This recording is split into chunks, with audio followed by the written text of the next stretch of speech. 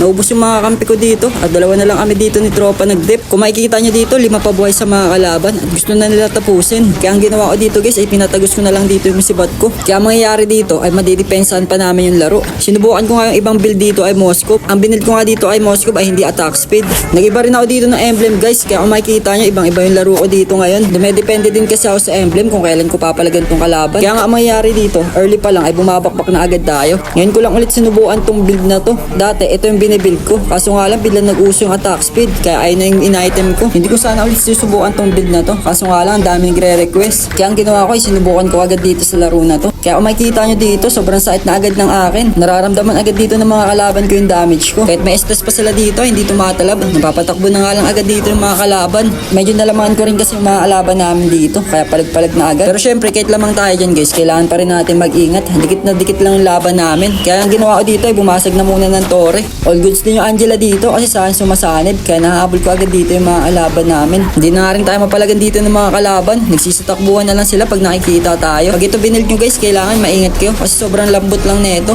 Katulad yan ang mangyayari dito, sinaglit lang tayo ni Joy. Kaya simula nun ay hindi na ako nagpakita sa kanya at nagpahuli. Napansin ko rin kasi dito guys na siya lang may kayang pumita sa akin. Kaya nagdoble ingat na nga ako sa kanya. Sayang nga dito kasi nakuha pa ng kalaban yung Lord. Kaya ang ginawa ko ay pinagpipitas ko na lang sila dito. Nagdep na rin agad ako at rumespo dito sa mga kampi ko. Pag tumaba na din yung MM natin guys ay wag tayo papasok agad. Wag natin asimin yung mga kalaban natin. Oo, lamang tayo dyan pero pag pinagtulungan tayo dyan ay baka ma-shutdown tayo at makuha yung gold natin. Kaya ang kailangan natin gawin ay mag-focus at mag-relax. Isipin natin palagi kung saan tayo maganda pipwesto. Katulad nga rin dito guys, pumasok na lang ako nung wala din si Joy. Kaya kung makikita nyo dito ay ma-appreciate ako ng maganda. Sa laro na kasi na to ay si Joy lang pininiiwasan ko. Kaya nakita ko wala ng skill yung mga kalaban dito. Pinasok ko na rin sila. Sobrang sait na itong item na to guys. Basta ma-appreciate kayo. Katulad nga na nangyari dito guys, sinaglit ko lang yung mga kalaban at naka-triple kill agad ako. Kaso nga lang nakuha dito ng kalaban yung Lord. Kaya ang ginawa namin ay nagdep na muna. Naubos nga dito yung mga kampi ko. Muntikan na kami matapos dito ng mga kalaban namin. Kaya ang ginawa ko ay pinatagos ko na lang dito yung sibat ko. Malaking tulong din sa akin kasi sobrang sait ng tagos na ito. Mamaya-maya pa nga ipipitasin sana ako dito ni Joy. Akala siguro na ito ay ganun-ganun lang ako. Nag-buy and sell pa siya dito. Kaya ang ginawa ko ay pinitas ko na siya agad. Medyo naging kampanya rin siya dito. Akala siguro na ito ay panalo na sila. Hindi alam dito ng mga kalaban namin na sobrang sait ko na. Kaya nung pinalagan namin dito yung mga kalaban namin ay sinasaglit na lang.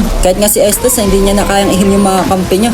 At dahil nga lumamang na kami dito, kami naman yung umabante. Kinuha na rin agad namin dito yung Lord at nagpunta na agad kami dito sa base. Ilala ko na sana dito yung tori nila. Kaso nga lang, didepensahan pa rin nila. Kaya naghintay na lang muna kami dito ng minions. Binigyan na rin muna namin dito yung mga kalaban. Akala siguro na ito ay manidip pa nila. Pero nice game pa rin dito sa mga nakalaban namin. Sobrang lalakas din talaga na itong mga to. At muntikan pa kami matapos. Mabuti na lang, mas malupit tayo pumesto dun. Solid din tong item na to guys. Pwede nyo subukan.